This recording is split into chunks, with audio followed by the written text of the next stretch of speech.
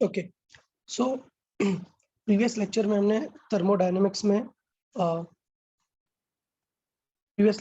Cover किया हुआ था आइसोथर्मल और एडियाबैटिक प्रोसेस, दो हमने कवर कर ली थी। तो प्रीवियस लेक्चर में आइसोथर्मल और एडियाबैटिक ये दो प्रोसेस हमने कवर कर ली थी। अब देखिए यार, इन दोनों प्रोसेस में काफ़ी सारी चीज़ें ध्यान देने वाली हैं। मैं थोड़ा सा क्विक रिवाइज ले लेता हूँ आप लोग को। अगर आइसोथर्मल में बात करें तो टी क्या है, कांस्टेंट है, इसका मतलब डेल्टा टी क्या है, 0 है। एडियाबैटिक में क्या 0 रहता है, क्यों, कोई भी एक्स्ट्रा हीट वगैरह नहीं देते हैं। यहाँ पे डेल्टा टी 0 होने की वजह से डेल्टा यू 0 हो जाता है, ठीक है। क्यू 0 नहीं होता है तो हम यहाँ पर बोल सकते हैं कि क्यू इज इक्वल टू क्या होता है, W.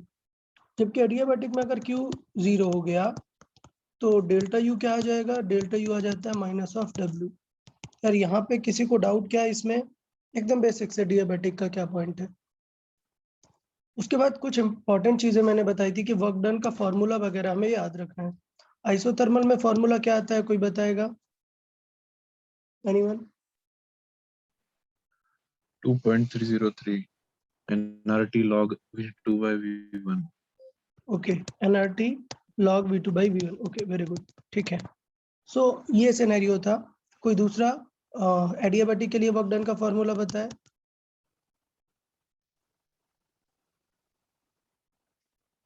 Anyone else?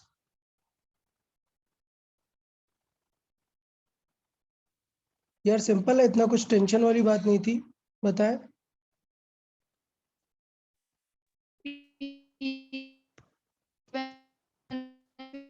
P1 V1 minus P2 V2 upon gamma minus 1, जिससे हम क्या लिख सकते हैं, PV को nRT यानी nRT T1 minus T2 by gamma minus 1। तो दोनों चीजें यार ये याद रखनी है वर्क डन वगैरह पे। तो ये आइसोथर्मल की सिनेरियो थी और एडियाबैटिक के लिए। फिर उसके बाद हमने बात की थी स्लोप, किसका स्लोप, पीवी कर्व का, डीपी बाई पीवी। तो वो इसमें क्या आया था आइसोथर्मल में, माइनस पी बाई वी। जबकि एडियाबैटिक के लिए स्लोप क्या था, minus gamma times PV, P by V. तो यार ये स्लोप भी याद रखना था। फिर हमने बताया था बल्क मॉडुलस, तो बल्क मॉडुलस यहाँ पर क्या आता है, पी जितना, और जबकि बल्क मॉडुलस ऑफ एडियाबैटिक वो क्या आता है, gamma times P. Gamma times P. तो यार मुझे लगता है यहाँ तक की सारी चीजें क्लियर थी। इसमें किसी को कोई डाउट क्या? Okay okay good. फिर लास्ट में मैंने बताया था, लास्ट की चीज अगर मैं रिकॉल कराऊं तो बहुत ही इंपॉर्टेंट सिनेरियो था लास्ट में। क्या बताया हुआ था हमने, देखें लास्ट में जो हमने डिस्कस किया हुआ था,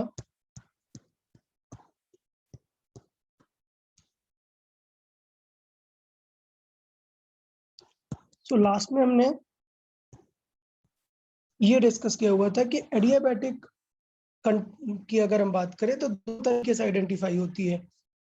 तो कंटेनर क्या होना चाहिए, आइसोलेटेड और इंसुलेटिंग होना चाहिए, मतलब नॉन कंडक्टिंग होनी चाहिए। या फिर दूसरी एक पॉइंट होती है क्या, प्रोसेस बहुत ही सडन होनी चाहिए। अगर प्रोसेस बहुत ही सडन है तो ये फर्क नहीं पड़ेगा कि वो कंडक्टिंग है या नॉन कंडक्टिंग है, उसको टाइम ही नहीं मिलेगा किसके लिए, हीट को एक्सचेंज करने के लिए। तो ये दो चीजें हमने देख के एडियाबैटिक कंप्रेशन और एक्सपेंशन की भी बातें की थी। तो ये दो टर्म हमें यहाँ पर याद रखने हैं। तो ये कंपैरिजन था यार किसका, एडियाबैटिक और आइसोथर्मल का, कि दोनों में आपको कैसे याद रखनी है चीजें। तो आज हम एक एग्जांपल के साथ देखेंगे कि चीजें कैसे आइडेंटिफाई करना है, कैसे उनको यूज करना है, डेटा को, वो थोड़ा सा आपको ध्यान देना है, डेटा यूज करना। जैसे एक बहुत ही सिंपल सी बात बताऊं, compare the work done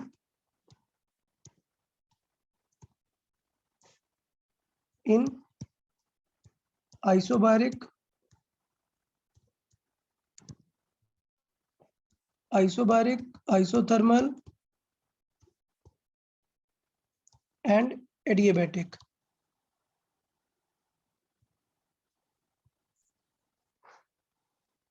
processes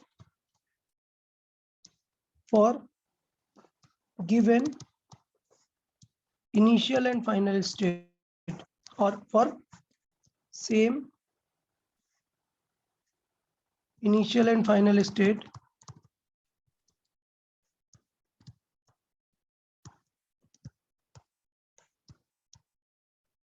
for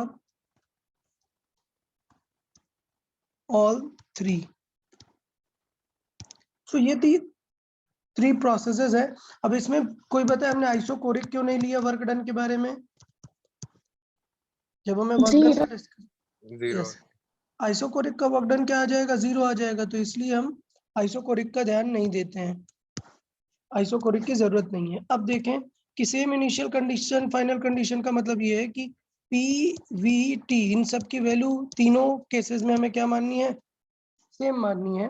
अब हम देख लेते हैं. तो बताएं यार, आइसोकोरिक प्रोसेस का वर्क डन कैसे निकालेंगे? बताएं.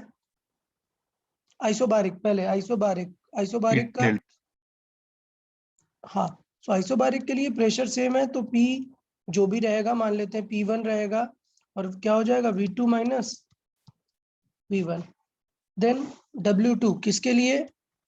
आइसोथर्मल. बताएं आइसोथर्मल क्या होगा? आइसोथर्मल का फॉर्मूला हमें पता है, NR T log या ln होगा यहाँ पर V2 बाई V1. थर्ड क्या है? एडियाबैटिक. ये क्या हो जाएगा? NR T2 minus T1 upon, sorry, T1 minus T2 upon gamma minus 1. बताए कोई डाउट क्या किसी को इसमें? बट क्या हम इन तीनों को कंपेयर कर पाएंगे क्या जब हमें वैल्यूज नहीं पता? कोई बताए. वो ग्राफ से। तो ऐसे केसेस में हमें क्या ध्यान देना होता है? सारी चीजों को माइंड में रखना होता है कि अगर हम फॉर्मूले से नहीं बता सकते तो ग्राफ से बता सकते हैं. वर्क डन किस ग्राफ से देख सकते हैं? PV. PV graph. तो पीवी ग्राफ मैं बना देता हूँ. चले, मान लेते हैं ये क्या है अपना P1 है. तो यहां से स्टार्ट करते हैं. अगर ये ग्राफ क्या है? आइसोबारिक है, तो प्रेशर क्या रहेगा? कांस्टेंट. अगर आइसोथर्मल है तो पीवी कर्व कैसा रहेगा? Rectangular hyperbola. इस तरीके का. लेकिन जब बात आती है एडियाबैटिक की, तो हमें एडियाबैटिक का तो पता ही नहीं है ग्राफ कैसा होगा. तो एडियाबैटिक का भी ग्राफ ऐसा ही होगा, सिर्फ स्लोप का फर्क होगा. एडियाबैटिक का स्लोप क्या होता है? ज्यादा होता है. Gamma times. तो इसका मतलब जो कर्व आएगा वो इससे ज्यादा स्लोप का होना चाहिए, मतलब कुछ ऐसा. समझ आया? तो ये पहला वाला क्या हो गया? आइसोबारिक. दूसरा क्या हो गया? ये आइसोथर्मल. और थर्ड वाला क्या हो जाएगा? एडियाबैटिक. अब बताओ वर्क डन कैसे डिफाइन है? Area under curve. Area under curve. Work done is area under the curve. और किस एक्सिस के along? On X axis. V. X axis नहीं, ऑन वॉल्यूम एक्सिस. हाँ. ठीक है. तो इसका मतलब क्या हो जाएगा? एरिया अंडर द कर्व किसी का देख लेते हैं. तो मान लेते हैं आइसोथर्मल का देख लेते हैं. तो आइसोथर्मल का एरिया अंडर द कर्व ये. तो एरिया अंडर द कर्व साफ साफ दिख रहा है. किसका सबसे ज्यादा है? Isobaric. आइसोबैरिक का, फिर आइसोथर्मल का, फिर एडियाबैटिक का. तो ये श्योर हो गया यहाँ से कि कुछ प्रोसेस मान लेते हैं कि ये जो रेड वाला ये W2 था, ये ऊपर लिख दिया हुआ है हमने यहाँ पर. तो यहाँ से हम डायरेक्टली कंपेयर करके लिख सकते हैं कि W1 is greater than W2 is greater than W3. तो पहली बात तो ये समझ लेनी पड़ेगी अभी आपको कि जरूरी नहीं है कि हर क्वेश्चन फॉर्मूले से ही हो. फॉर्मूला एंड लॉजिक दोनों चीजें पैरेलली आपको साथ में रखनी पड़ेंगी, मतलब फॉर्मूला एंड ग्राफ्स. यार क्लियर है सबको? Yes sir. Okay good. थोड़े से एडियाबैटिक का एक पैटर्न देख लेते हैं. Suppose helium gas is kept in a conducting container at P naught, V naught volume है and T naught उसका टेम्परेचर है. Then find its pressure and temperature when it is suddenly compressed to a volume V naught by 8. ठीक है, इतना compress कर दे रहा है V naught by 8, ये हमें बताना है. Also find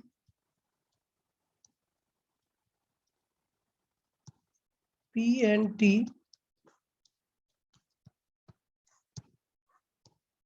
after a very long time.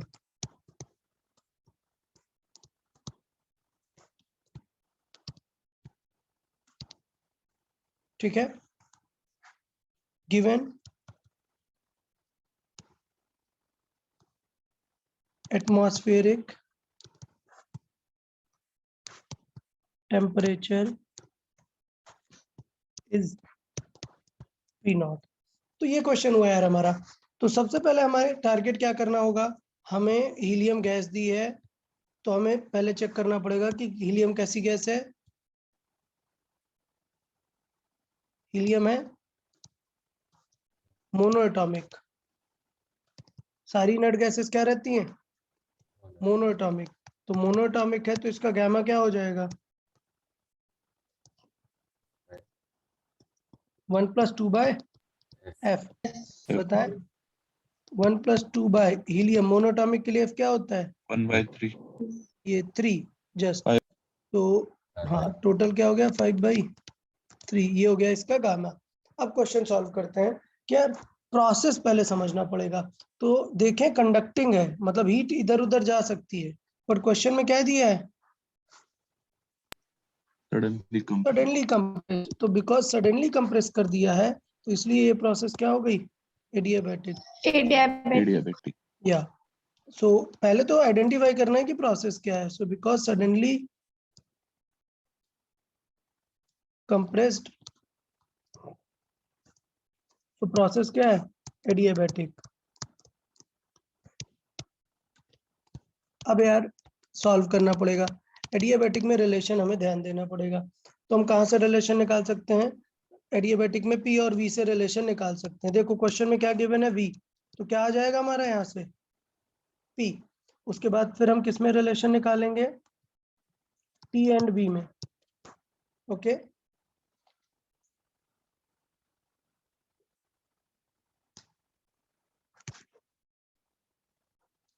तो एडियाबैटिक के लिए क्या होता है, PV to the power gamma is equal to constant. मतलब क्या रेशियो आता है, P1/P2 is equal to V1/V2 to the power gamma. तो बताएं, सॉल्व करें, क्या आ जाएगा, P1/P2, P1 कितना था, P naught, P2 sir Find V2 करना by है. V1 आएगा. हाँ सॉरी, V2/V1.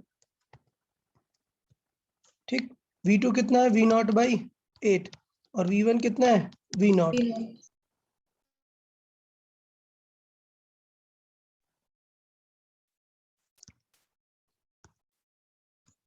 ओके, अब इसे सॉल्व कर देते हैं. तो यार V naught कैंसिल आउट हुआ, बिकॉज हमें P2 चाहिए. हम क्या कर लेते हैं, फ्लिप कर लेते हैं अपने वेरिएबल को. तो हमने क्या किया, दोनों साइड को फ्लिप कर दिया. अच्छा, यहाँ पे V naught कैंसिल होगा तो क्या आएगा, 1/8. सो फ्लिप करेंगे तो क्या आ जाएगा, 8 टू दी पावर 5/3. यार अब इस पावर को कैसे सॉल्व करते हैं, अगर आप स्क्वायर कर सकते हो या ये पावर यूज कर सकते हो तो पहले वो सॉल्व करो, या तो 1/3 वाली पावर पहले सॉल्व करो. तो हम क्या कर सकते हैं, 8 to the power 1/3 to the power 5. 32. 8 to the power 1/3 मतलब क्या है, 8 मतलब 2 टू दी पावर 3 है, और उसका भी 1/3 मतलब क्यूब रूट लोगे तो क्या आएगा, 2. सो ये आई गेस मैं समझ रहा हूँ कि आप लोग समझ गए कि 1/3 कैसे निकालेंगे. हो गया 2 टू दी पावर 5, क्या आ गया, 32. तो प्रेशर कितना हो जाएगा, P2 will be 32 P naught. देख रहे हैं, सडनली अगर गैस को कंप्रेस किया तो प्रेशर कितना ज्यादा बढ़ जाता है, आपको डिफरेंस समझ में आ रहा होगा। क्लियर? नेक्स्ट पॉइंट, अब हमें क्या फाइंड करना है? V and T। अच्छा सोचो, क्वेश्चन में P पूछा ही नहीं होता, P पूछा ही नहीं होता, तो फिर हम क्या फाइंड करते हैं? कौन सा रिलेशन? V और T का। V एंड T में। तो V एंड T में रिलेशन, पहली बात तो बेटर है कि याद रखो, अगर याद नहीं है तो एक लाइन में तुरंत सॉल्व हो जाता है। कैसे? देखें कैसे सॉल्व हो जाता है। P V to the power gamma is equal to constant. हमें क्या हटाना है? V हटाना है या P? P हटाना है, तो P को क्या लिख सकते हैं? PV is equal to NRT NRT by V। NRT by V लिख सकते हैं। सो ये हो गया NRT बाई V और into V to the power gamma is equal to constant. तो ये बार बार एग्जाम में ऐसे सॉल्व करने की जरूरत नहीं होती, एनआरटी को आप भूल सकते हैं। एनआरटी को छोड़े तो आएगा T into V to the power gamma minus 1 is equal to constant. यहाँ तक किसी को डाउट कोई? तो बहुत ही सिंपल हो गया। चले आंसर देख लेते हैं। T2 बाई T1 क्या आ जाएगा? अब हम क्या कर रहे हैं? T2 पहले लिख रहे हैं, तो V इधर डिवाइड में जाएगा ना, मतलब उल्टा आंसर आएगा क्या? V1 by V2 to the power gamma minus 1। चले तो अभी सॉल्व कर लेते हैं। तो T2 हमें फाइंड करना है, T1 कितना है? T नॉट है, V1 कितना है? V नॉट है, जबकि V2 कितना है? V not by 8। तो 8 ऊपर आ जाएगा, गैमा माइनस 1, तो ये क्या आ जाएगा? 8 टू द पावर गैमा कितना है? 5 2 by by 3 3 minus 1। So 5 by 3 minus 1 कितना आ जाएगा? 2 बाई 3। अभी जस्ट बताया कि 8 टू द पावर 1 बाई 3 अलग कर लो और 2 अलग कर लो, तो 8 टू द पावर 1 बाई 3 क्या बना? 2। सो 2 का स्क्वायर 4। तो टेम्परेचर भी बढ़ जाएगा। T2 कितना हो जाएगा? 4T not. बताओ, किसी को कोई डाउट क्या? यार यहाँ तक समझ आया? अच्छा, अब सोचो, जब आपने P2 फाइंड कर लिया था तो जरूरी नहीं है कि आपको पूरा फिर से फाइंड करने की जरूरत थी। सोचो, आप समझे, अगर किसी क्वेश्चन में आपने P फाइंड कर लिया तो जरूरी नहीं है कि फिर से आप पूरा एडियाबेटिक ही सॉल्व करें। आप वहां पर शॉर्ट में भी काम चला सकते हैं। कैसे? देखें, थोड़ा सा शॉर्ट में बता देते हैं। क्या कि सपोज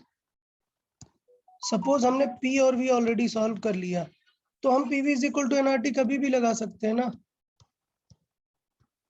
तो इसका मतलब P1 V1 by T1 is equal to क्या होगा?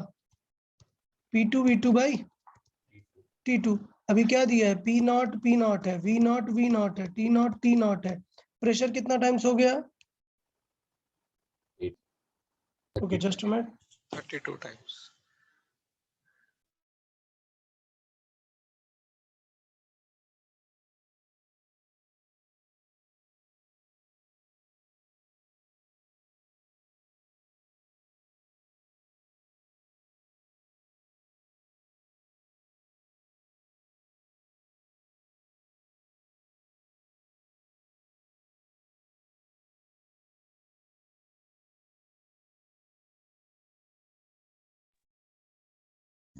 ओके, सो हमें प्रेशर पता है, हमें वॉल्यूम पता है, क्वेश्चन में गिवन है वॉल्यूम कितना है? V not by 8। वॉल्यूम पता चल गया। उसके बाद हमें क्या फाइंड करना है? T2 फाइंड करना था। तो देख लो, 8 इंटू 8 32, ये कैंसिल आउट हुआ, क्या आ गया? 4। और P नॉट V नॉट सारा कुछ कैंसिल आउट हो गया। तो यहाँ से हम फाइंड कर सकते हैं क्या? T2 will be 4 T not. तो ये थोड़ा सा ध्यान देते रहना है कि PV is equal to NRT, ये बहुत ही काम की चीज है, काम की इक्वेशन है। क्या? अगर कोई भी दो चीज पता है तो तीसरी हम फाइंड कर सकते हैं आराम से, कभी भी कोई सी भी प्रोसेस हो। तो क्वेश्चन में हमें क्या था? हमें क्वेश्चन में V गिवन था, हमने P फाइंड कर लिया एडियाबेटिक का लगा के। अब कोई सी भी प्रोसेस हो, फर्क नहीं पड़ता एडियाबेटिक का क्या है, गैस इक्वेशन तो फॉलो करेगी। तो T के लिए फिर से हमें ये इक्वेशन लगाने की जरूरत नहीं थी, हम डायरेक्टली फाइंड कर सकते हैं। फिर भी मैंने क्यों सिखाया ये? क्योंकि एग्जाम में जरूरी नहीं है कि आपसे क्या पूछे? P ही पूछे। एग्जाम में डायरेक्टली सिर्फ T पूछ सकता है ना, आपको टी भी डायरेक्टली सॉल्व करना आना चाहिए। अगर पी और टी दोनों पूछा है तो फिर हम तुरंत कर सकते हैं। सो आई गेस एग्जांपल समझ आया। अब सेकंड पार्ट बताओ ये एक्स्ट्रा क्या लिखा हुआ है, कोई बताए क्या है ये? अब जब एडियाबैटिक नहीं है तब क्या होगा? एग्जैक्टली लॉन्ग टाइम तक तो कंटेनर इंसुलेटिंग है क्या?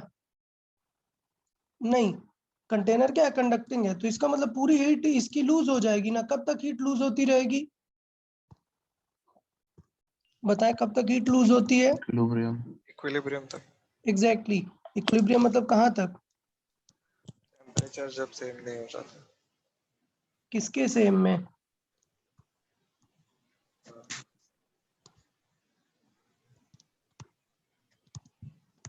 अरे रखा कहाँ पर है, एटमॉस्फेयर में ना।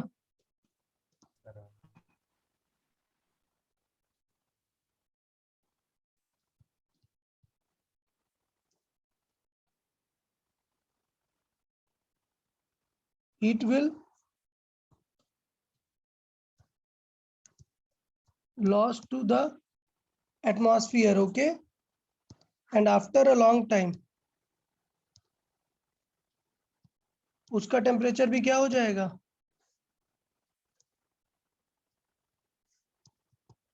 बताएं। its temperature will be same as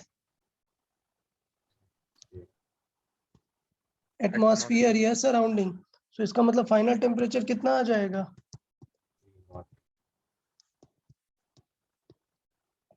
final temperature कितना हो जाएगा? T not. तो अब आपको पता है कि फाइनल टेम्परेचर क्या हो गया, टी नॉट हो गया। तो अब बताएं क्या करेंगे, अब कौन सी प्रोसेस है इसका मतलब? आइसोथर्मल। आइसोथर्मल। आइसोथर्मल है? अरे क्या चल रहा है यार, रुको, वो इनिशियल था, इनिशियल, या मैं पूरा लिख देता हूँ चले। एकदम फर्स्ट स्टेप, फर्स्ट स्टेप में क्या था वो, P naught V naught T naught. Second step में क्या हुआ, सडनली कंप्रेस किया तो क्या हुआ, pressure 32 P naught, volume 32 P V naught by 8, temperature 8 T naught. And third step में क्या हुआ, उसका टेम्परेचर कितना हो गया?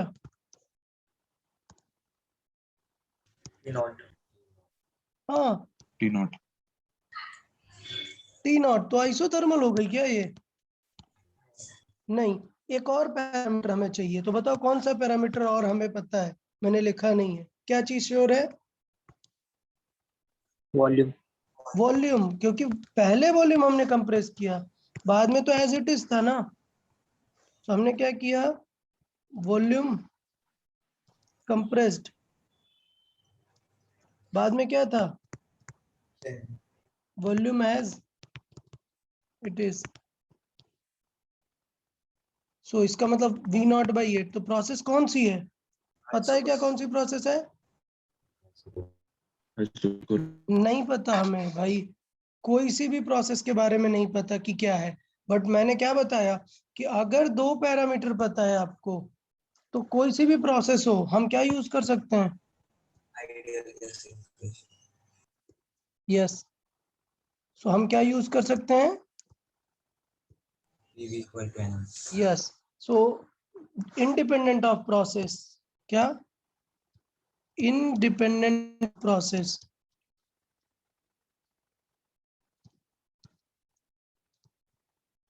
हम क्या यूज कर सकते हैं, PV is equal to NRT. हाँ, अब मैं बोल सकता हूं कि वॉल्यूम क्या है, कांस्टेंट है, तो इक्वेशन में कैंसिल हो जाएगा। अदरवाइज अगर नहीं भी करता तो मैं क्या यूज करता, P1 V1 P1 is equal to P2 V2 T2, और इसे सॉल्व कर देता, वॉल्यूम आ जाता। समझ आया? सो पहले प्रेशर कितना हो गया है, 32 P नॉट, वॉल्यूम कितना है V नॉट बाई 8, टेम्परेचर कितना है 4 T नॉट। फाइनल क्या हुआ है, प्रेशर हमें फाइंड करना है, वॉल्यूम कितना है अभी भी वी नॉट बाई 8, और टेम्परेचर कितना हो गया टी नॉट। तो बताएं यहाँ से प्रेशर कितना हो जाएगा? 8 पी नॉट। तो देख रहे हैं धीरे धीरे टेम्परेचर कम हो गया और उसका प्रेशर भी ड्रॉप हो गया। तो यार बहुत ही क्लासिक और बहुत ही अच्छा क्वेश्चन था। बताएं कोई डाउट क्या? क्वेश्चन समझ आया पूरा?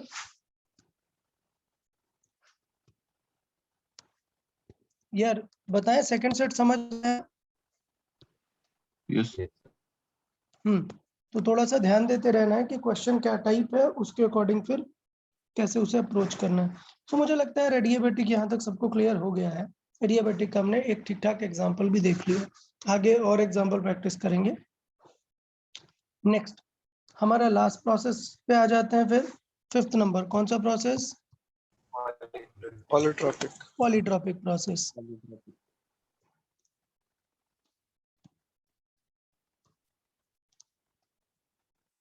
अच्छा, पॉलीट्रॉपिक प्रोसेस में हम बोल नहीं सकते कि क्या कांस्टेंट है कुछ भी।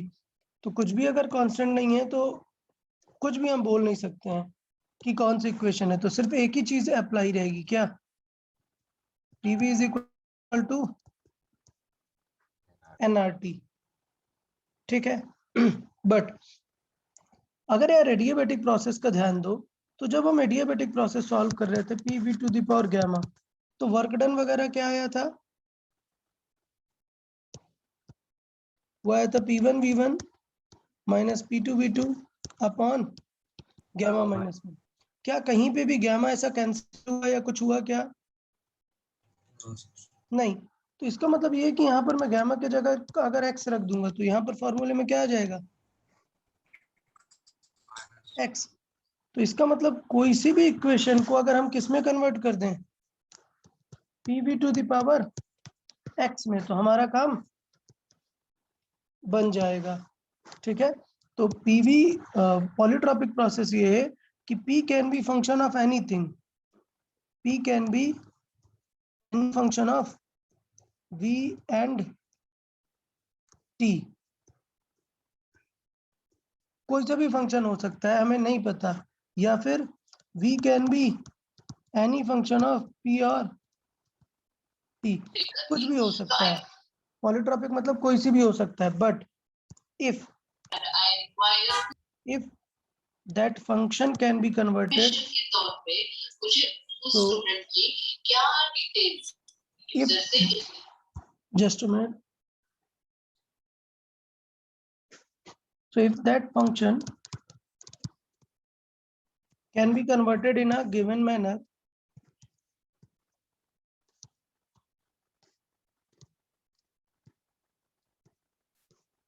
like कैसे लिख सकते हैं उसे?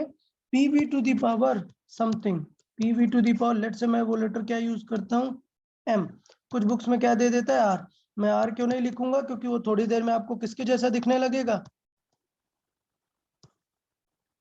गामा जैसे। तो आप खुद की नोट्स भी नहीं पढ़ पाओगे कि R लिखा है या गामा लिखा है, ठीक है। तो इसलिए मैं लेटर लिखता हूँ क्या यहाँ पर, M। PV to the power M constant. Then हमें फिर सारी चीजें पता चल जाएंगी। हम क्या लिख सकते हैं then? Work done. Then work done का क्या फॉर्मूला आ जाएगा? P1 V1 minus P2 V2 upon M-1। M-1, ठीक। अच्छा, M क्या हो सकता है? M क्या हो सकता है ये देखें। सोचो अगर मैंने M को क्या कर दिया, 0, where M can be any number except M क्या नहीं हो सकता? अगर हमने M 0 रख दिया तो क्या होगा? V हट जाएगा, V टू द पावर 0 मतलब 1, V हट जाएगा। P कांस्टेंट, कैसी प्रोसेस बन जाएगा? Isobaric. So M can not be equal to 0 नहीं हो सकता, वरना क्या बन जाएगा? आइसोबारिक। 1 कर दिए तो क्या बन जाएगा? आइसोथर्मल। तो 1 भी नहीं हो सकता, और किसके जितना नहीं हो सकता? गामा के जितना नहीं हो सकता। ये 3 वैल्यू नहीं ले सकता, बाकी कोई भी वैल्यू समझ आया क्या?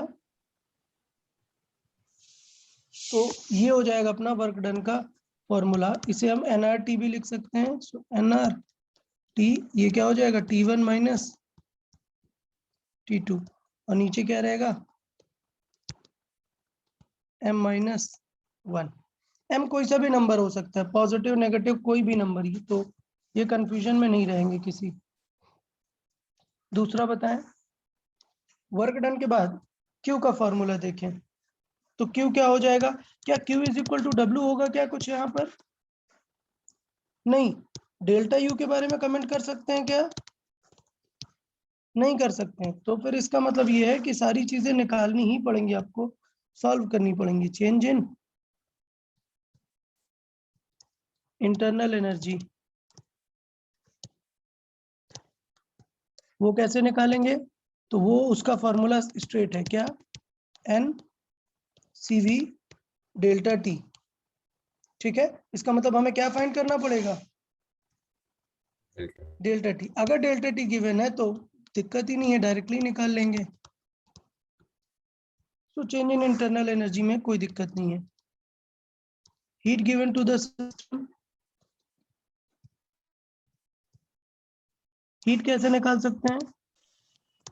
First law of thermodynamics. Yes, तो Q इज इक्वल टू कर सकते हैं क्या, W plus delta U plus W कर सकते हैं। बट सपोज हमें W सॉल्व करने का मन नहीं है, तो फिर हम क्या कर सकते हैं, N C डेल्टा T। क्या कर सकते हैं, N C डेल्टा T। इसका मतलब हमें क्या फाइंड करना पड़ेगा किसी गैस का, पॉलीट्रॉपिक प्रोसेस के लिए C। तो नेक्स्ट इंपॉर्टेंट सेक्शन क्या रहेगा अपना, पॉलीट्रॉपिक प्रोसेस के लिए क्या फाइंड करना, C। तो ये यार इंपॉर्टेंट हेडिंग टाइप देखेंगे क्या, molar specific heat of a polytropic process।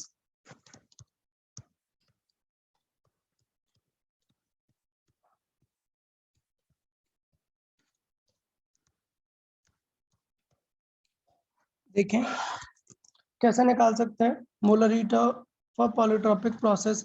तो ऑलरेडी मैं लिखा चुका हूँ फॉर्मूला, कोई बताएगा फॉर्मूला सी का? CV plus R upon 1 minus M। Okay, मैंने 1 माइनस एम लिखाया था। अच्छा ठीक है, कोई बात नहीं। अभी यहाँ पर हमने क्या डिराइव किया है, m माइनस 1। तो इसका मतलब अगर हम -1 कॉमन ले लेंगे तो ये क्या बन जाएगा, CV minus R by M minus 1। फिर से बोल रहा हूँ, कुछ फर्क नहीं पड़ता, क्यों? क्योंकि m कोई भी नंबर हो सकता है। तो ये पॉइंट समझ आया ना? चले, तो यहाँ पे हम देखेंगे कि इसका डेरिवेशन क्या है, क्या करना होता है, हमें कैसे सॉल्व करना है। तो हम सॉल्व कैसे करेंगे, Q is equal to delta U plus W से Q इज इक्वल टू क्या है, N C dt। Delta U क्या हो जाएगा, N C V dt plus W क्या हो जाएगा, P dV। तो अगर हम किसका डिवाइड कर दें, N dt का डिवाइड कर दें, तो C इज इक्वल टू क्या आ जाएगा, CV plus P by N into क्या आ जाएगा, dV बाई dt। ये फॉर्मूला कब यूज होगा बताएं,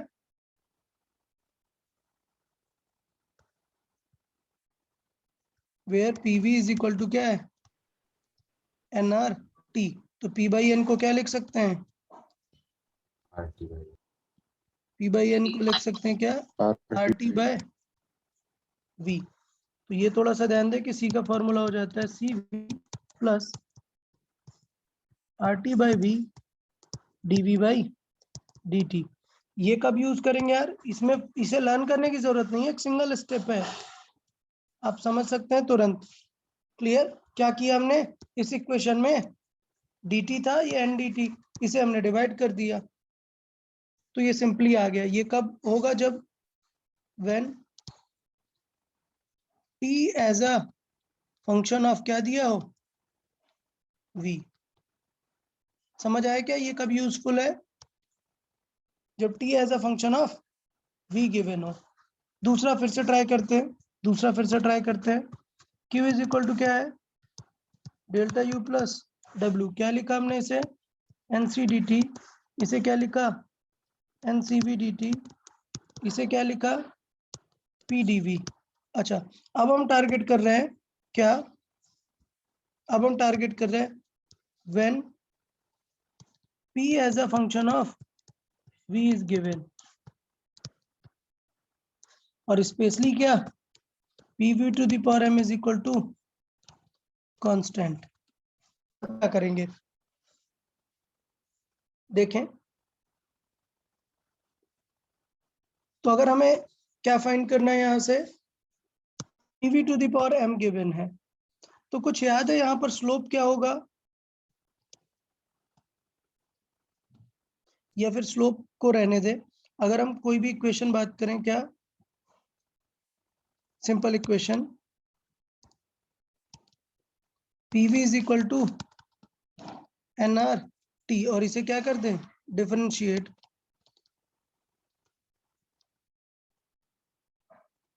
तो ये क्या बन जाएगा, P into DV plus V into DP is equal to क्या बन जाएगा, NR DT। बताए, इसमें किसी को कोई डाउट क्या। तो इसका मतलब NDT को हम रिप्लेस कर सकते हैं। NDT को किससे रिप्लेस कर सकते हैं, PDV plus VDP upon R से। तो यहां पर अगर हम देखें NDT को डिवाइड करें तो C क्या आ जाएगा, C will be CV plus PDV upon NDT। Clear, PDV upon क्या है, NDT। तो अब हम ये रिप्लेस कर देते हैं, NDT को इस वैल्यू से रिप्लेस कर देते हैं, तो क्या आ जाएगा, CV प्लस PDV, और यहाँ पर आ जाएगा क्या, PDV plus VDP upon R। तो R क्या होगा ऊपर, इनटू में आ जाएगा।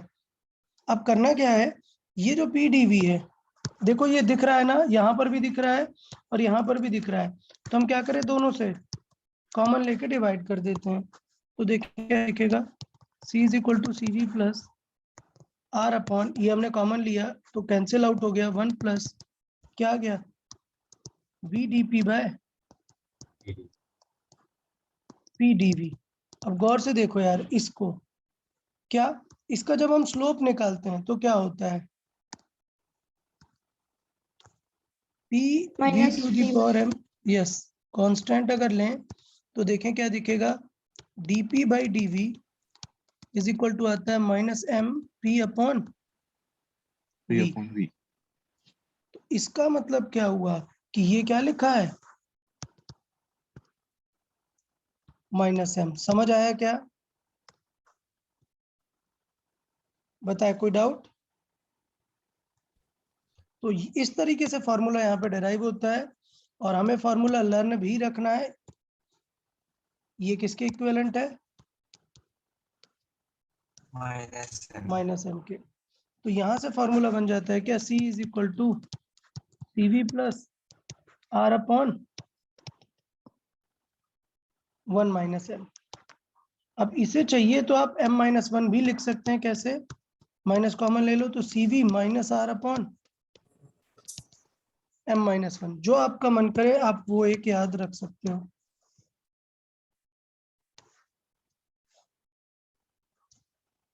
क्लियर है,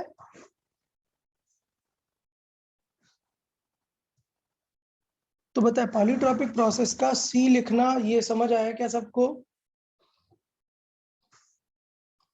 पहले तो ये फॉर्मूला याद करें यार, एकदम लिख लें, ऑलरेडी मैं कई बार बता चुका हूँ। फिर दूसरा वाला एकदम स्टार्टिंग सेटअप देख लेते हैं कि अगर v as a function of t दिए तो सिर्फ क्या करना है आपको, नॉर्मली इसको डिफरेंशिएशन करके क्या करना है, यूज कर लेना है। ओके, चले सॉल्व करते हैं थोड़ा सा। एग्जाम्पल वाइज देखेंगे तो ज्यादा समझ में आएगा पॉलीट्रॉपिक प्रोसेस को कैसे हैंडल करना है। देखें एग्जाम्पल वाइज।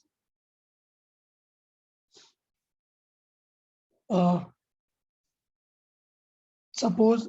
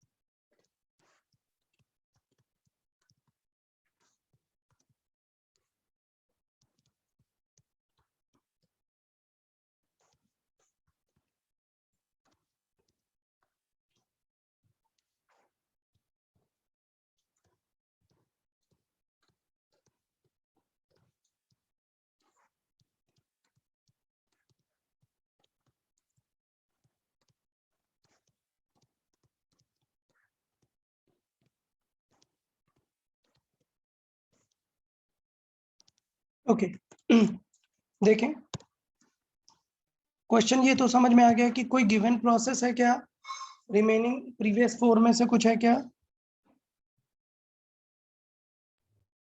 नहीं, ये क्या एकदम अलग ही प्रोसेस है पॉलीट्रॉपिक। क्या है? P square V to the power 3 is equal to constant. तो अभी हमें क्या कर लेना चाहिए इसे PV पावर समथिंग में। तो हमें क्या करना है, P V to the power something में पावर किस पे नहीं होनी चाहिए? पी पे। तो पी की पावर को क्या ले लेना चाहिए? 1/, कर देना चाहिए पूरे में। तो क्या करें, टेकिंग 1/2 पावर। तो पूरी इक्वेशन की पावर हमने क्या कर दी? 1/2। तो ये जो कांस्टेंट नंबर है इसे कुछ फर्क पड़ेगा क्या? कांस्टेंट टू द पावर 1/2 करोगे तब भी वही आएगा। अब p टू द पावर 1/2 तो क्या बचेगा? p, और v to the power 3/2 is equal to constant. तो ये आ गया हमारा नया इक्वेशन। अब हम इसमें डायरेक्टली वर्क डन निकाल सकते हैं, बट वर्क डन के लिए हमें क्या चाहिए? इधर हमें पीवी चाहिए या फिर टी चाहिए। क्लियर है ना? तो अभी हमें क्वेश्चन में क्या दिया है सिर्फ V। तो हम क्या करेंगे, पहले P फाइंड करेंगे। सो देन सॉल्व कर लेते हैं। P1/P2 क्या आ जाएगा? V2/V1 to the power 3/2। Sorry 3/2। Clear? ये V क्या हुआ? P proportional to 1/V to the power 3/2 हो गया ना। ओके, अब V2 कितना हो गया है? V0/8। V1 कितना है? V1 टू द पावर कितना है? 3/2। ओके, 3/2 है ना, तो अपन क्या कर लेते हैं, थोड़ा सा चेंज कर देते हैं इसको। V0/8 की जगह क्या कर लेते हैं? V0/4 कर लेते हैं। ओके, तो ये क्या आ जाएगा? 1/4 टू द पावर 3/2। तो पहले कौन सी पावर सॉल्व करेंगे? 1/2 वाली। तो 4 का 1/2 रूट क्या आएगा? 1/2। 2 टू द पावर 3, मतलब क्या आएगा? 1/8। 8। तो इसका मतलब P2 कितना हो जाएगा? P2 will be 8 times of P1। P1। तो यहाँ पर P2 आ गया, एंड गिवन क्या था कि V2 was 4 times of P1/4। ये हमें गिवन था। तो ये दो कंडीशन हमें गिवन थी। अब हमें क्या फाइंड करना है? Work yes, done. Work done. So चले वर्क डन फाइंड कर लेते हैं। सो वर्क डन क्या हो गया, W इज इक्वल टू क्या फॉर्मूला है, P1 V1 minus P2 V2 upon M minus 1। तो सॉल्व करें, P1 V1 क्या है, वही है P0 मान लेते हैं, क्वेश्चन में गिवन था। और बाद में प्रेशर कितना हो गया 8 P0, वॉल्यूम कितना हुआ अपॉन M कितना है -1। तो क्या हुआ सॉल्व होके यहाँ पर 2 कैंसिल आउट हुआ 2, तो ये क्या आ गया माइनस, और लिख लेते हैं पहले P0 V0 minus 2 P0 V0 upon ये कितना आएगा 3/2 माइनस 1 1/2। 1/2. वर्क डन कितना आ गया -P0 V0। माइनस आना भी चाहिए था, क्यों, क्योंकि वॉल्यूम क्या हो रहा है, Sir, 2 P0. हाँ सॉरी 2 P0। माइनस क्यों आया है, बिकॉज वॉल्यूम कम हो रहा है। वॉल्यूम डिक्रीज हो रहा है। क्लियर, वॉल्यूम डिक्रीज हो रहा है। So work done by the gas क्या होगा, नेगेटिव, क्योंकि हम जो फॉर्मूला लिखते हैं वो किसका लिखते हैं, बाय द गैस। लेकिन अगर क्वेश्चन पूछेगा work done on the gas, तब समझाया था ना, yes. So work done by the gas, ये लिखेंगे क्या -2 P0 V0, जबकि work done on the gas तो वो क्या होगा +2 P0 V0।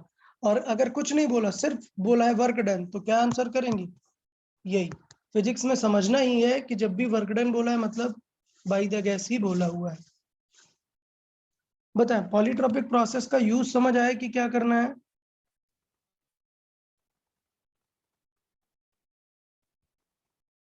Clear, okay. थोड़े और एग्जांपल देख लेते हैं पॉलीट्रोपिक से रिलेटेड।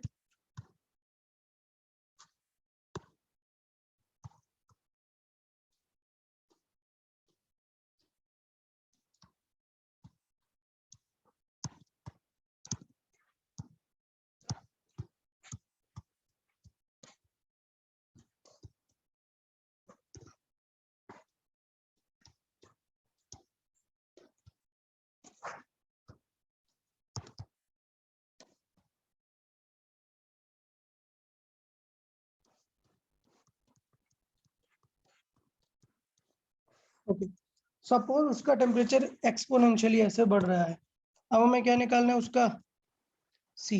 तो बताएं यहाँ पर क्या यूज करेंगे, क्या M वाला पार्ट यूज करेंगे क्या, नहीं। M किसके लिए होता है, M किसके लिए होता है भाई,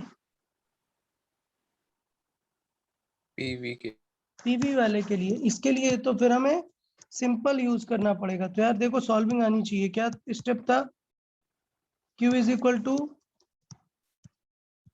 delta U plus W। Q को क्या लिखा NCDT, इसको क्या लिखा N CVDT, प्लस W को क्या लिखा PdV, और dt को क्या किया डिवाइड किया, तो क्या आ गया था CV प्लस क्या आ गया था PdV by dt upon N, और P बाई N को हमने रिप्लेस कर दिया था। तो चलो डिफरेंशिएट कर लेते हैं यार इसे। इक्वेशन क्या है T0 e to the power alpha v। अब इसे डिफरेंशिएट करें तो क्या करेंगे dt बाई dv। देखिए dt बाई dv क्या आ जाएगा, T0 तो वैसे ही रहेगा, इसका डिफरेंशिएशन क्या आएगा अल्फा v, और बाद में किसका करेंगे जो पावर में है, तो वहां से v भी बाहर आ जाएगा। क्लियर, बताएं यहां तक कोई डाउट क्या। अच्छा, P बाई N को क्या लिखना है अब,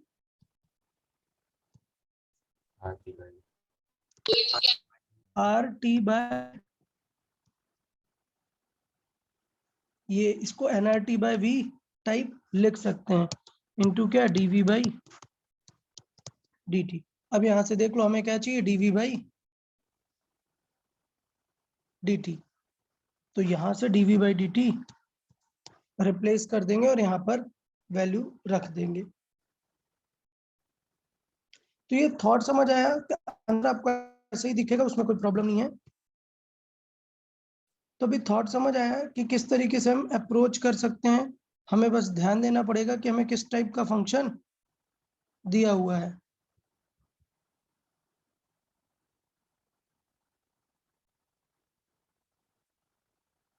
यार बताएं, क्लियर है यहाँ से? Yes sir. Okay good. तो यहाँ से वैल्यू रख देते हैं, फाइनल आंसर देखें क्या दिखेगा। आंसर दिखेगा CV। जो भी जैसी गैस होगी, मैंने अभी नहीं लिखा कौन सी गैस है, आप समझ जाएंगे, जो भी गैस होगी वो रहेगी RT बाय V। और dV बाई dt की वैल्यू यहाँ से निकाल लेते हैं। क्या करें, यहाँ से फ्लिप कर देते हैं इसे। अच्छा एक सेकेंड, 1 मिनट। यहाँ पे क्या करेंगे, T जो है ये गिवन है ना क्वेश्चन में, तो T को रिप्लेस कर देंगे हम यहाँ पर। तो आप समझे, यहाँ से T हटाएंगे यार, T को हटा सकते हैं। T को क्या लिख सकते हैं, T0 e to the power alpha V, जिससे क्या होगा, ये T0 वगैरह कैंसिल आउट हो जाएंगे। और dt बाई dv, अच्छा सॉरी, इसके डिफरेंशिएशन में यहाँ पर बाहर क्या आएगा, अल्फा बाहर आएगा ना, V के रेस्पेक्ट में कर रहे हैं। तो देखें dv बाई dt क्या हो गया, 1 upon T0 alpha e to the power alpha V। रख देते हैं, क्या है 1 upon T0 alpha e to the power alpha V। तो देखिए कैंसिल आउट हो जाएगा ये। तो क्या आंसर आ गया, C is equal to CV plus R by alpha V। तो इसका मतलब ये क्वेश्चन समझाने का पर्पस ये था, इस क्वेश्चन को समझाने का पर्पस क्या था, कि जरूरी नहीं है कि आप इक्वेशन को हर बार PV to the power M लिख पाओ। ठीक है, कुछ क्वेश्चन आपको मिलेंगे जिसमें आप लिख पाओगे, और कुछ क्वेश्चन ऐसे मिलेंगे जिसमें नहीं लिख पाओगे, ये फंक्शन वगैरह दिया होगा, तो आपको डिफरेंशिएशन के लॉजिक यूज करने पड़ेंगे वहां पर। बट हाँ, ये फिक्स है कि ये टफ लेवल क्वेश्चन हो गया। ये क्वेश्चन थोड़ा सा कॉम्प्लेक्स रहेगा। क्यों कॉम्प्लेक्स है, क्योंकि हमें साथ में क्या करना पड़ रहा है, डिफरेंशिएशन भी ऐड करके वहां पे रखना पड़ रहा है। चलिए एक और एग्जांपल देख लेते हैं।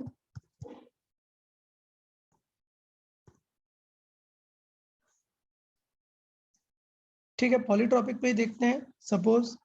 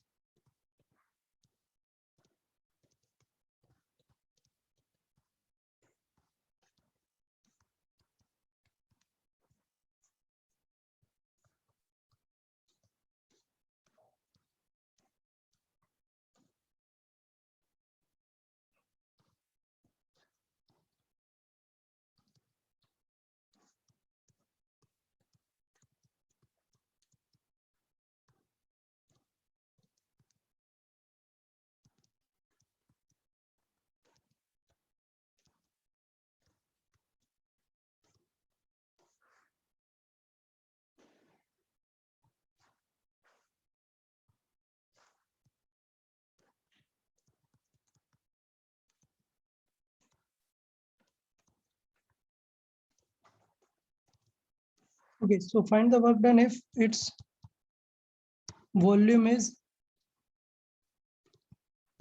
decreased to V naught by 8। तो देखें, सबसे पहले हमें क्या करना है, पहली लाइन का गिवन डेटा यूज करें। पहली लाइन सबको समझ आई? क्वेश्चन में क्या गिवन है कि ये एक ऐसा प्रोसेस फॉलो कर रहा है जिसमें उसका वर्क डन कैसा है, वर्क डन कैसा है क्वेश्चन में? half of his provided. Half of the heat provided, मतलब Q/2।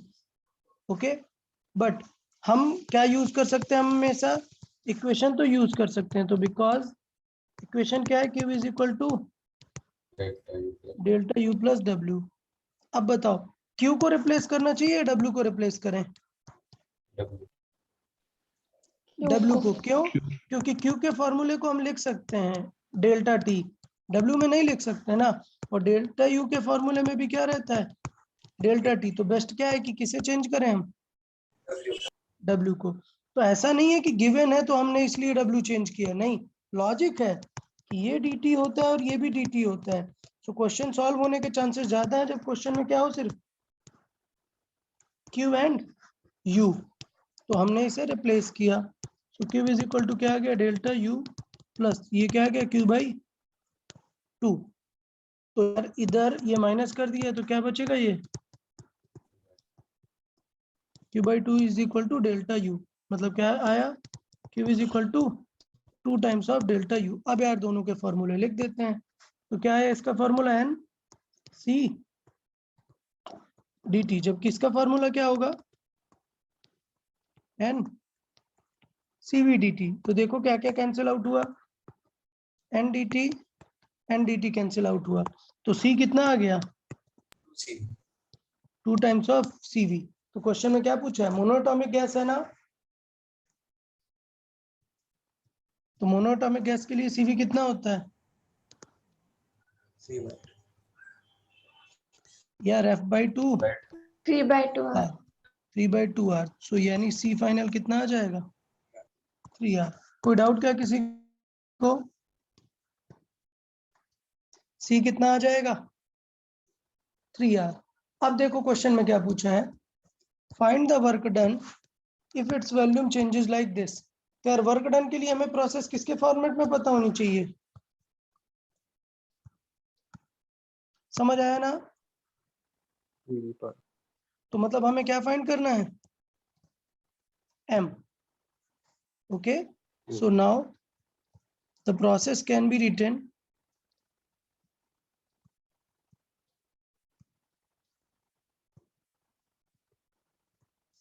PV to the power M is equal to constant. But तब C का फॉर्मूला क्या होता है, C का फॉर्मूला क्या होता है, C is equal to CV plus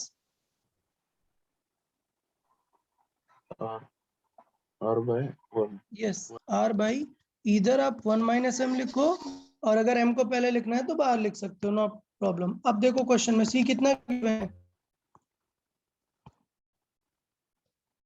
C कितना है 2CV जितना, या फिर लिख देते हैं C कितना है 3R। CV कितना हो जाएगा 3/2R प्लस R/1 - M। यार अब सॉल्व कर देते हैं M के लिए। देखो इधर ही आएगा, कैंसिल आउट होगा, क्या बचेगा 3R/2 is equal to R/1 - M। अब देखो R क्या हुआ, कैंसिल आउट, क्या कर देना चाहिए हमें, cross multiply. So 3 - 3M is equal to कितना आ गया 2। ये 2 इधर आएगा, 3M उधर, सो 3 - 2 1। सो M की वैल्यू फाइनली क्या आ जाएगी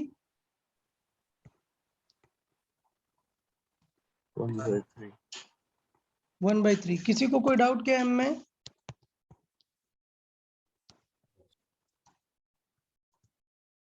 समझ आया कि कैसे अप्रोच कर सकते हैं हम। तो C को हमने यूज किया, C को फाइंड करने का ट्राई किया, और वहां से हमें M पता चल गया। तो अब हम वर्क डन निकाल सकते हैं। तो देन वर्क डन कितना हो जाएगा बताएं,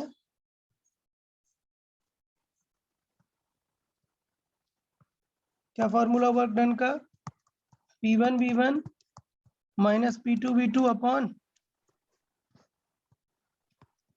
M - 1। तो यार P पता है क्या हमें? P पता है क्या? नहीं, तो पहले क्या फाइंड करना पड़ेगा? P फाइंड करना पड़ेगा। सो देन क्या हो जाएगा? PV to the power 1/3 is equal to constant. तो यहां से क्या आ जाएगा? P1/P2 is equal to V2/V1 to the power 1/3।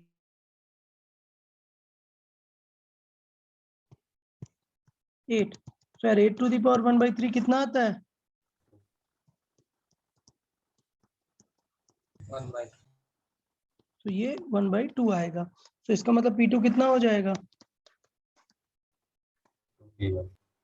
2P0 जितना। तो अभी वर्क डन हम निकाल सकते हैं। क्लियर ना?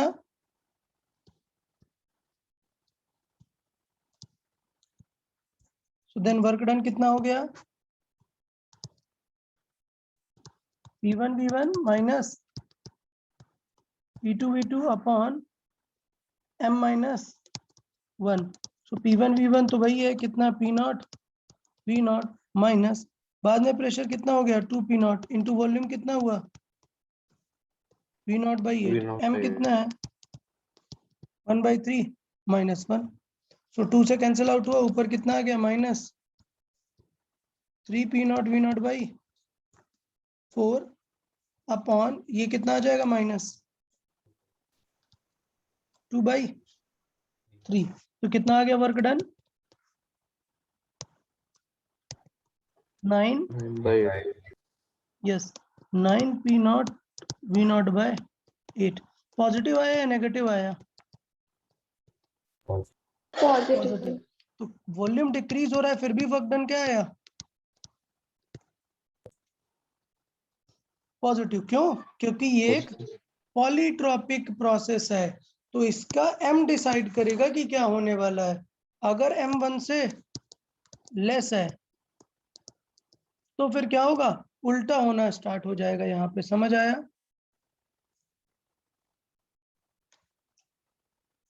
बताएं, कोई डाउट क्या किसी को यहाँ पर? तो मैं यहाँ पर लिखूंगा, यहाँ पर इंपॉर्टेंट चीज है, even volume decreasing but the work done is positive. Why? Because M is less than 1। समझ आया ना?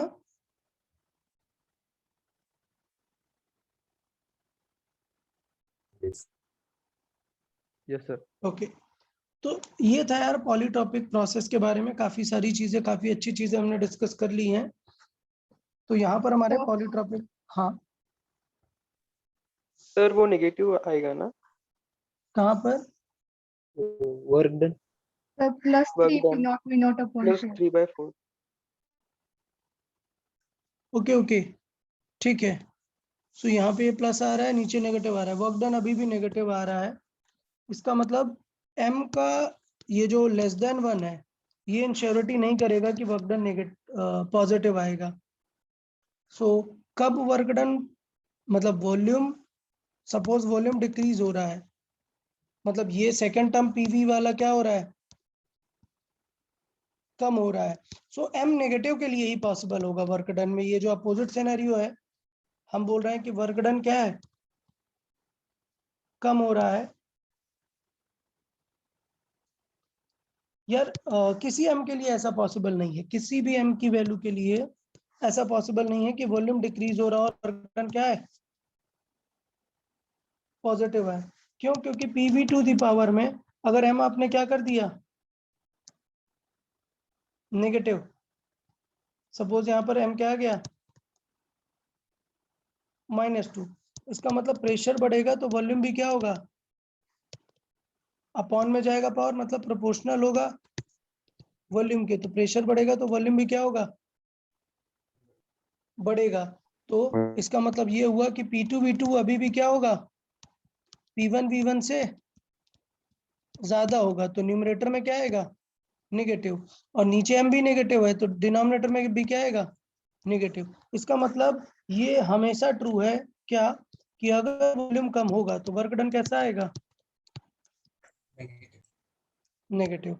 ओके, तो यहाँ पर हम क्या पॉइंट लिख लेते हैं, फिर यहाँ पर लिख लेते हैं ये नेगेटिव क्यों आ रहा है? बिकॉज वॉल्यूम डिक्रीज हो रहा है, सो वर्क डन क्या रहेगा? नेगेटिव। ओके, क्लियर है यार सबको?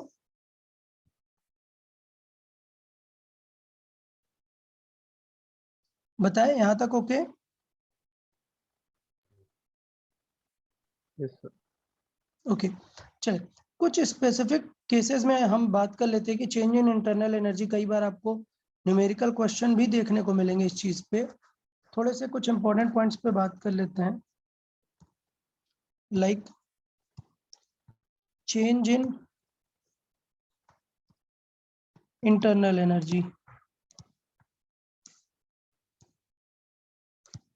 कुछ स्पेसिफिक केसेस के लिए हम चेंज इन इंटरनल एनर्जी के बारे में बात करते हैं। जैसे वो स्पेसिफिक केसेस, नंबर 1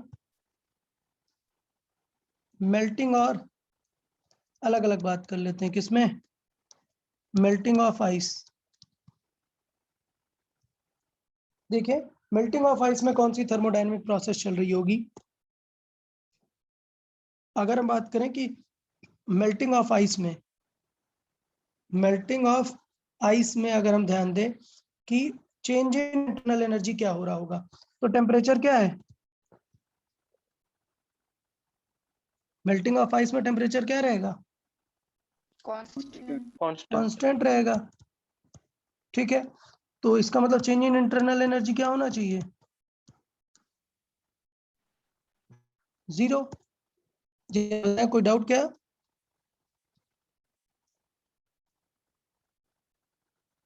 यार ये समझ आया, टेम्परेचर कांस्टेंट रहता है तो U क्या होता है?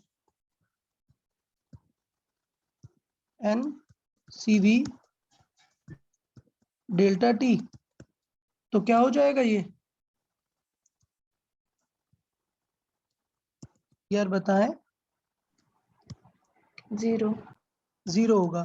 सो यहाँ पर डेल्टा T क्या है? 0 है। तो अगर हम देखें तो इंटरनल एनर्जी क्या हो जाएगी? 0। बट ऑफ कोर्स आप समझ गए कि ये रॉन्ग है, 0 नहीं होगी। क्यों? क्योंकि ये CV किसके लिए डिफाइन है? अरे यार CV किसके लिए डिफाइन होता है? गैसेस। Constant volume. इसके लिए। मेल्टिंग में तो फेस चेंज हो रहा है ना। क्लियर? तो ये थोड़ा सा ध्यान देना है कि ये जो CV वगैरह है, ये हम यूजुअली किन के लिए बात करते हैं? गैसेस के लिए। बट यहाँ पर क्या हो रहा है? फेस चेंज हो रहा है। तो फेस चेंज में क्या होता है? इंटरनल जो एनर्जी है वो किसमें चेंज होती है, किसमें यूज हो जाती है? पोटेंशियल एनर्जी में यूज हो जाती है। टेम्परेचर हमें कब फील होता है? जब इंटरनल एनर्जी कहाँ यूज हो? काइनेटिक में। और गैसेस का तो हमने पोटेंशियल हटा ही दिया था, इसलिए हम सीधे बोल देते थे कि अगर टेम्परेचर नहीं बदल रहा है तो क्या हो रहा है? काइनेटिक एनर्जी उसका 0 है। थॉट समझ आया? ये पूरा मैं यहाँ पर लिखूं? चलो ठीक है, आइडिया लिख देते हैं। पॉइंट यहाँ पर ये है, फॉर गैसेस पोटेंशियल एनर्जी क्या मानते हैं? 0। सो चेंज इन U मतलब क्या होता है? Change in kinetic energy. That has to be change with temperature. Clear समझ आया ये लाइन? बट फॉर लिक्विड और सॉलिड्स एंड लिक्विड,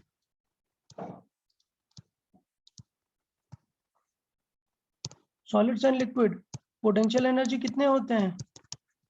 2 होते हैं, पोटेंशियल एनर्जी भी और kinetic energy. If delta T 0 है तो कौन सा पार्ट 0 होगा? Kinetic. Kinetic energy, but potential energy can change. समझ आया? तो U क्यों चेंज हो रहा है? U 0 क्यों नहीं है? क्योंकि वहां पे कौन सा पार्ट चेंज होगा मेल्टिंग में? Potential energy. ये बात समझ आई कि ये फॉर्मूला क्यों नहीं यूज कर रहे हैं हम, और हमें अलग तरीके से निकालनी पड़ेगी इंटरनल एनर्जी चेंज। बताएं।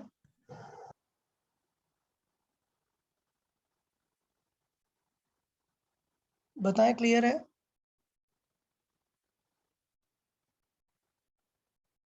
Yes sir. पक्का?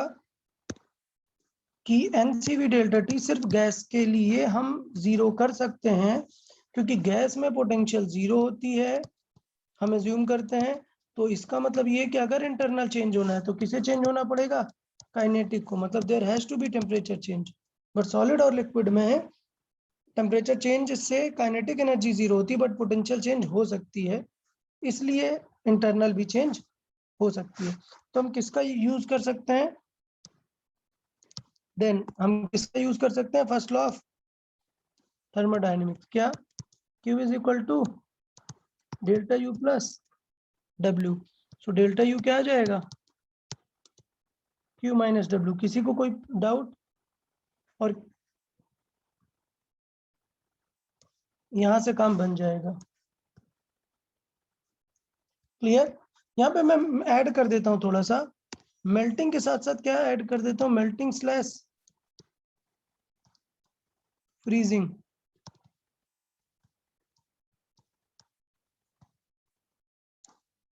देखें, अब बात कर लेते हैं नंबर 1 मेल्टिंग के लिए।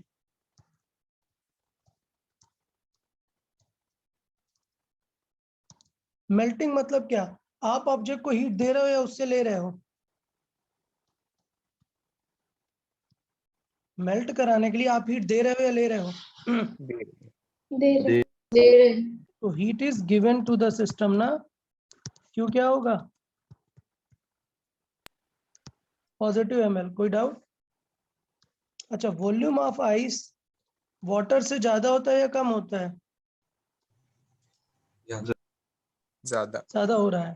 तो इसका मतलब अगर वो मेल्ट हो रहा है तो वॉल्यूम क्या हो रहा है? माइनस। डिक्रीज हो रहा है। तो वर्क डन क्या होना चाहिए? नेगेटिव। को समझ आया कि नहीं? तो वर्क डन कितना हो जाएगा? Minus P delta we. Clear?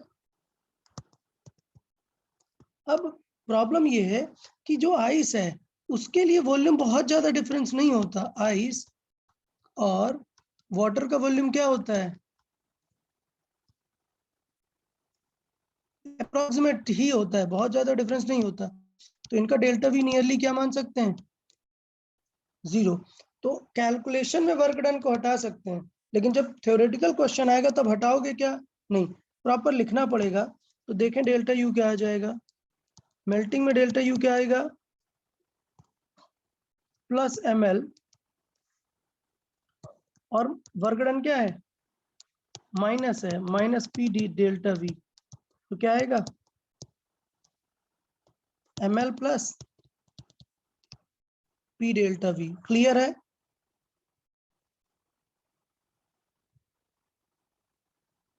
इसका मतलब क्या होगा?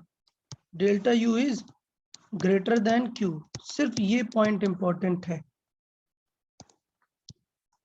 In case of melting delta U क्या रहता है?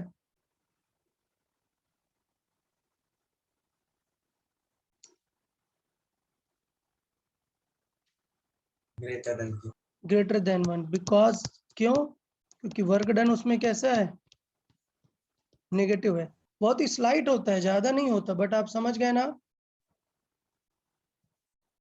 डेल्टा यू होता है Q माइनस W, और W कैसा है वहां पर? नेगेटिव। सो डेल्टा यू है Q माइनस W, और W नेगेटिव है, इसलिए ये ऐसा है। मेल्टिंग में किसी को कोई डाउट? Number 2 freezing.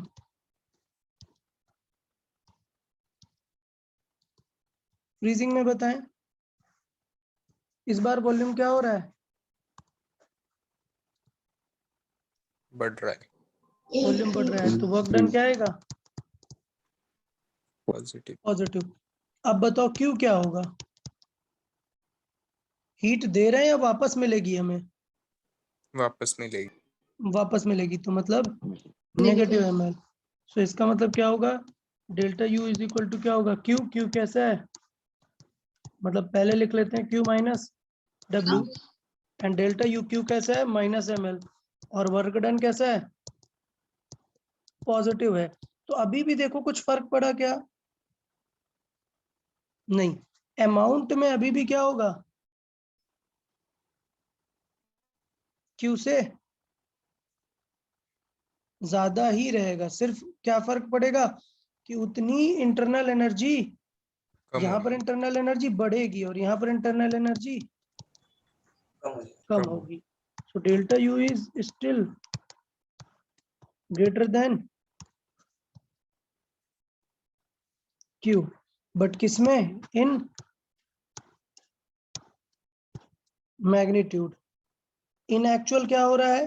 इन एक्चुअल उसकी इंटरनल एनर्जी क्या है? नेगेटिव है। ओके, तो actually change in internal energy कैसा है? नेगेटिव है। मतलब इंटरनल एनर्जी डिक्रीज हो रही है और यहाँ पर इंटरनल एनर्जी बढ़ रही है।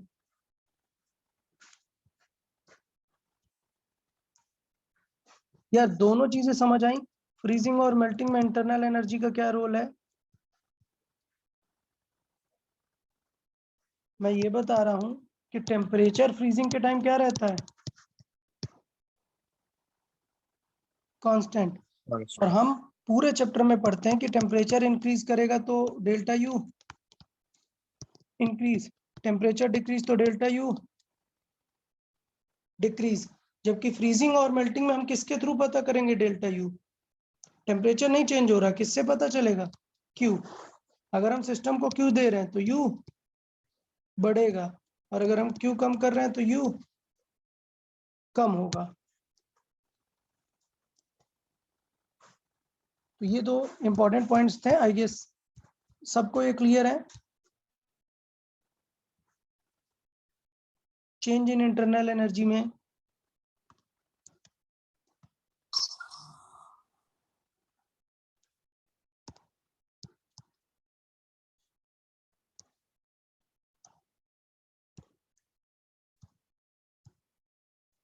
ओके, मेल्टिंग एंड फ्रीजिंग हो गया।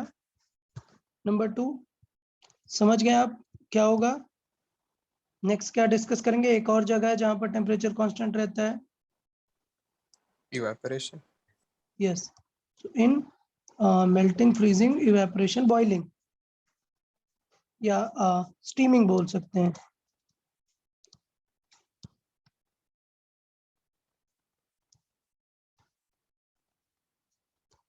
स्टीमिंग में बात करें तो आई गेस मुझे लगता है सारी चीजें एकदम क्लियर है। सेम सिनेरियो मैं फिर से पूरा नहीं लिख रहा हूँ, आप समझ जाएं। वॉल्यूम ऑफ स्टीम क्या होता है? ज्यादा होता बहुत ज्यादा होता है, बहुत ज्यादा होता है एज कंपेयर टू वाटर। तो इसमें अपन डेल्टा वी जीरो नहीं कर सकते, इसमें हमें सिग्निफिकेंटली सॉल्व करना पड़ेगा। ठीक है, तो स्टीम के केस में क्या होगा? इन स्टीमिंग वॉल्यूम, इसका मतलब क्या हो रहा है? इंक्रीज, तो वर्क डन क्या होगा? पॉजिटिव। पॉजिटिव। और हीट देनी पड़ेगी या नहीं? It is given to the system. It is given to the system. So Q क्या आएगा? पॉजिटिव। तो यहाँ से निकाल सकते हैं delta U is equal to क्या है? Q minus W। और Q कितना है? ml जैसा निकाल लेंगे। माइनस वर्क डन पॉजिटिव है तो सब्ट्रैक्ट ही करना पड़ेगा P डेल्टा वी, ये आ गया क्या, डेल्टा यू। तो इसका मतलब क्या, इंटरनल एनर्जी पूरी यूज हो जाएगी क्या? नहीं, नहीं, लॉस हो जाएगा। इसका मतलब हीट का कुछ पार्ट वर्क डन में यूज हो जाएगा और कुछ पार्ट इंटरनल एनर्जी बढ़ाने में यूज हो जाएगा। सो हीट गिवन इन और heat given at boiling point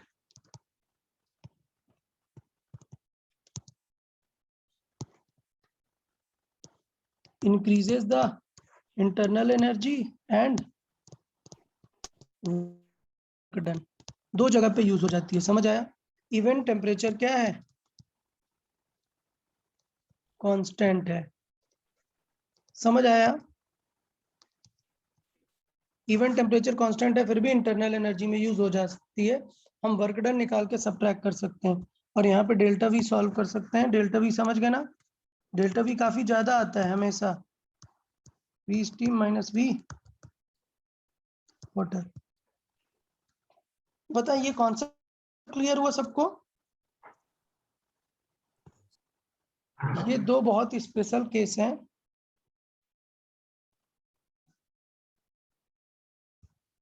जहां पे हम क्या देखते हैं, टेम्परेचर कांस्टेंट है फिर भी क्या चेंज हो रहा है, इंटरनल एनर्जी। अच्छा, कोई एक्सप्लेन कर सकता है सेम चीज वाई, जो मैंने अभी एक्सप्लेन किया है, at temperature constant why internal energy changing?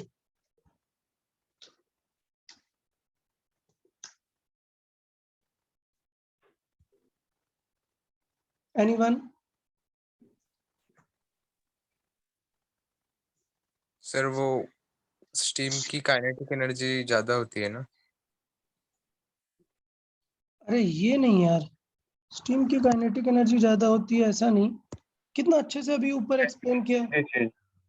हाँ क्या?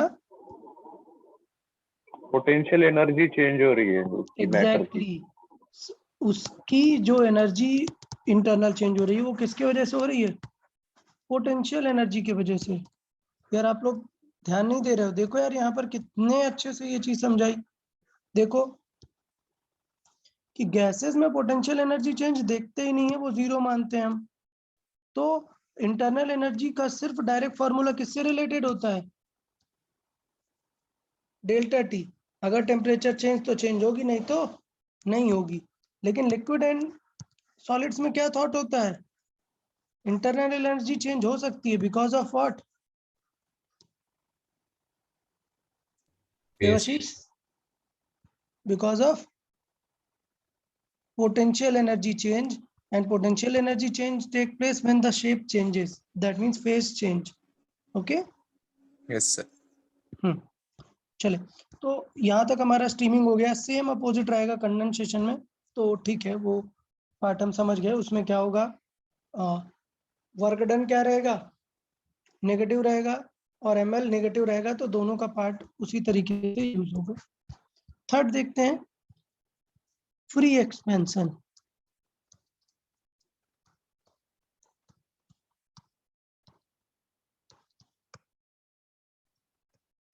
फ्री एक्सपेंशन, और ये काफी इंपॉर्टेंट चीज है। फ्री एक्सपेंशन काफी इंपॉर्टेंट है। देखें, फ्री एक्सपेंशन का मतलब क्या है, फ्री एक्सपेंशन का मतलब ये है कि जब गैस एक्सपेंड हो रही है, तो हमने बताया था कि एक पिस्टन होगा सपोज, और ये पिस्टन अगर मूव हो रहा है, गैस एक्सपेंड हो रही है, तो यहाँ पर बाहर क्या है, एटमॉस्फेयर है ना। तो वो उसके एक्सपेंशन में क्या करेगा, अपोज करेगा ना। सो बाहर क्या है, एटमॉस्फेयर है, और वो क्या लगाएगा यहाँ पर, पी नॉट प्रेशर लगाएगा। तो क्या ये फ्री एक्सपेंशन होगा क्या? No sir. No Yes. Sir. So it is not free expansion because atmosphere P naught opposes. So free expansion मतलब क्या होगा? In presence of nothing. Clear? Vacuum. हाँ.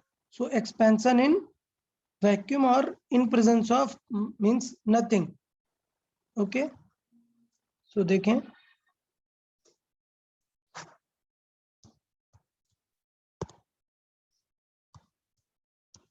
Free expansion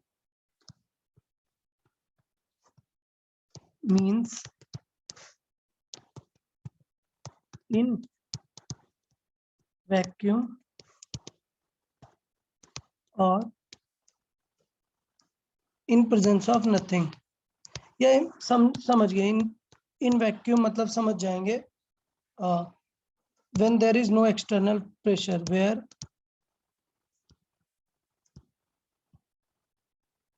there is no external forces और pressure. क्यों? क्योंकि सिर्फ vacuum नहीं बोल सकते हैं. समझ आया ना क्यों? अगर मैं ऐसे एक वैक्यूम चेंबर बना लूं लेकिन यहाँ पर क्या लगा दूं? स्प्रिंग, तो क्या ये फ्री एक्सपेंशन हो जाएगा क्या? समझ आया क्या? वैक्यूम है बट यहाँ पर क्या है? स्प्रिंग. तो वहां पर एक्सटर्नल फोर्सेस आ जाएंगे. तो बेसिकली दोनों चीजें हमें हटा के रखनी है. क्या? एक्सटर्नल भी नहीं होना चाहिए. तो इसका हाँ बेस्ट एग्जांपल ये है कि हम इसे वैक्यूम जैसे कंसिडर कर सकते हैं. तो सपोज एक चेंबर ले लेते हैं और एक चेंबर में क्या है? यहाँ पर गैस है. सो मान लेते हैं ये यहाँ पर एक, या फिर इस तरीके से डिस्कस कर लेते हैं. मान लेते हैं ये एक चेंबर बना हुआ है, यहाँ पर गैस है और ये एक चेंबर है जो फुल्ली इवैक्यूएटेड है, मतलब इस पे टोटली वैक्यूम है और यहाँ पर गैस है.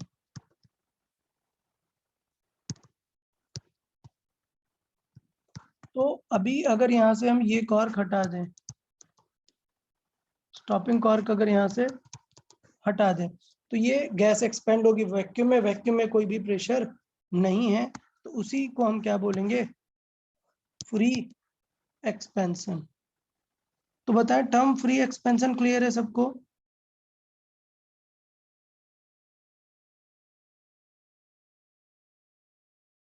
ये बताएं फ्री एक्सपेंशन क्लियर है? सो in free expansion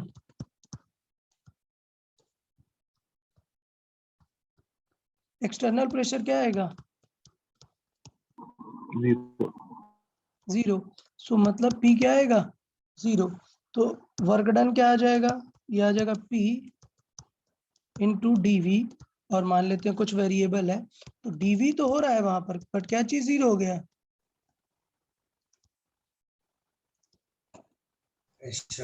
pressure he zero हो गया. सो इनटू सॉरी वॉल्यूम तो रहेगा बट प्रेशर जीरो हो गया. सो फाइनल क्या आएगा? Work done zero. तो इन फ्री एक्सपेंशन गैस को कुछ वर्क डन करना पड़ता है क्या? नहीं. सो इन फ्री एक्सपेंशन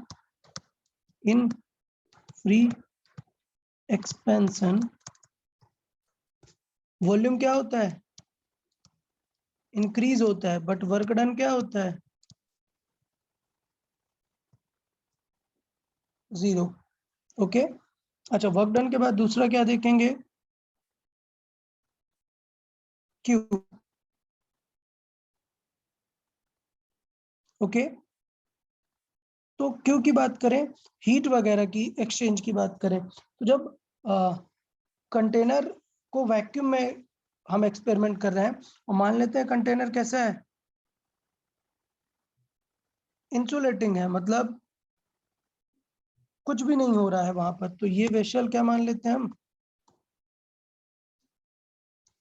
इंसुलेटेड है या नॉन कंडक्टिंग है?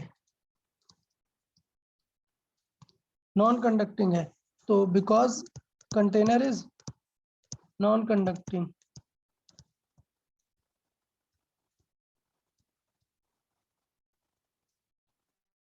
जाएगा U, ओ सॉरी Q 0, Q 0 हो गया, तो इसका मतलब डेल्टा U भी क्या होगा?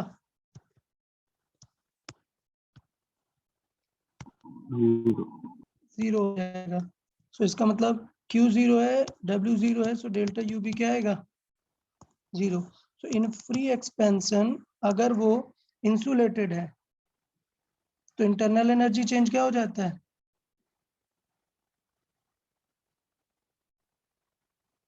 0। तो फ्री एक्सपेंशन में इंटरनल एनर्जी चेंज बिल्कुल भी नहीं होगा। क्लियर ना? तो बताएं, यहां तक सबको सारी चीजें क्लियर हो गई? Yes. ओके, तो यार ये सारे एग्जांपल और जो सारे पॉइंट्स थे पॉलीट्रॉपिक प्रोसेस को लेकर, ये आप एक बार अच्छे से डील करेंगे। नेक्स्ट लेक्चर में हम नेक्स्ट पॉइंट साइक्लिक प्रोसेस। अब साइक्लिक प्रोसेस मतलब ये कोई अलग से प्रोसेस नहीं है। ये प्रोसेस ये है कि अगर मल्टीपल प्रोसेस, एक बार आइसोबारिक, एक बार आइसोकोरिक, फिर लेट से एक बार आइसोथर्मल, इन सबको मिला के जब भी एक फुल साइकिल कंप्लीट होगा उसे क्या बोलेंगे? Cyclic process. तो इसका मतलब साइक्लिक प्रोसेस मतलब कुछ न्यू नहीं पढ़ना, जितनी प्रीवियस प्रोसेस है उन्हीं को हमें अब मिक्स करके पढ़ना है। तो इसलिए ये सबसे ज्यादा इंपॉर्टेंट हो जाता है। क्यों? क्योंकि इसमें एक साथ में दो प्रोसेस पूछ सकता है, आइसोथर्मल भी, आइसोकोरिक भी, आइसोबारिक भी, सब। तो इसका मतलब साइक्लिक प्रोसेस से क्वेश्चन ज्यादा आते हैं, ये सबसे ज्यादा इंपॉर्टेंट रहेगा। ठीक है, तो इसके लिए प्री रिक्वायरमेंट क्या है? All 5 process. आप ऑल 5 प्रोसेस को अच्छे से लर्न करके रखो, साइक्लिक प्रोसेस बहुत अच्छे से समझ में आ जाएगी। ओके, ठीक है। सो नेक्स्ट लेक्चर में हम साइक्लिक प्रोसेस को डिस्कस करेंगे। आज के लिए इतना काफी। ओके, किसी को कोई डाउट क्या पूछ सकते हैं आज के सेक्शन में? किसी को कुछ डाउट? सर वो मेल्टिंग, फ्रीजिंग, स्टीमिंग, उस पे क्वेश्चन कैसे आते हैं? उस पे सेपरेट क्वेश्चन कैलकुलेशन का आएगा। आपको क्या देगा? शीट में है, ये वॉल्यूम्स वगैरह दे देगा, स्टीम का वॉल्यूम इतना है तो इंटरनल एनर्जी चेंज कितना होगा। उसमें एक ऑप्शन रहता है क्या? 0। तो स्टूडेंट को ये लगता है कि टेम्परेचर क्या है? कांस्टेंट। कांस्टेंट। तो सॉल्व ही नहीं करना है, सीधे आंसर क्या मार्क कर देना है? 0। उसे एकदम खुश हो जाता है कि यार इतना इजी क्वेश्चन जल्दी हो गया। लेकिन वहां पर चेंज हो रहा है, तो बस हमें ml वाला देखो आपने सॉल्व करना सीखा ही है ना, यस सर। 540, और ये सिर्फ आपको P डेल्टा V और सॉल्व करना पड़ेगा। ठीक है, यस सर। पॉइंट सिर्फ ये है कि 0 आंसर मार्क नहीं करना है, इवन टेम्परेचर कांस्टेंट है तब भी। सो इस आइडिया को माइंड में रखना है। Okay sir. Okay, okay then, bye bye everyone. Bye bye bye sir. Mhm.